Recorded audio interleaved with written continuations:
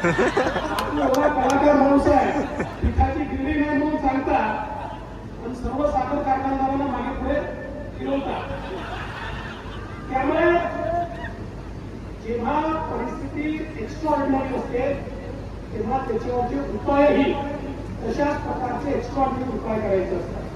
आणि म्हणून मी तुम्हाला या निमित्ताने शब्द देतो की पुढच्या 3 ते 4 महिन्यामध्ये आपण लॉंग टर्मचं सोल्युशन या कारखान्याचं काढून सरकार असेल, बँका असतील, सगळ्यांची मदत घेऊन एक पूर्ण पुनर्वसनाचा प्लॅन तयार करून आणि मग मला विश्वास आहे की तुम्ही 3,000 दिला, 3,500 द्याल, 4,000 द्याल, पण ते देत असताना तुमच्या डोक्याला चिंता नसेल की पुढे काय होणार आहे.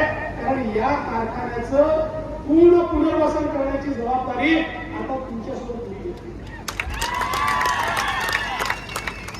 आणि तुम्हालाही सांगतो,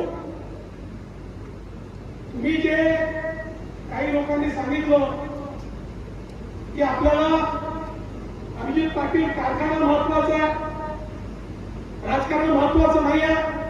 अभिजित पाटलांनी सांगितलं ठीक आहे जाऊ द्या, कारखाना महत्वाचा आहे. अभिजित पाटील चिंता करू नका, राजकारणाचे रोज महत्वाचं आहे. तुमच्या जे मनात आहे आणि यांच्या जे मनात आहे तेच माझ्याही मनात आहे.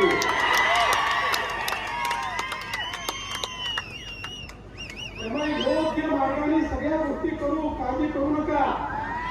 या ठिकाणी ज्या प्रकारे असं आहे बघा, ही नवीन पिढी आहे आणि नवीन पिढीमध्ये एखादा असा कार्यकर्ता नेता उभा राहतो की जो अशा प्रकारे जे फुटलेलं आहे ते वर आणण्याचा प्रयत्न करतो. फुटणारं हातात घेऊन अजून बुडवून त्यातनं ओळखणारे महाराष्ट्रात खूप लोक आहेत. पण बुडणारं हाती घेऊन ते उभं करणारे बोटावर बोलते इतके लोक आहेत, त्यातला एक अभिजित पाटील.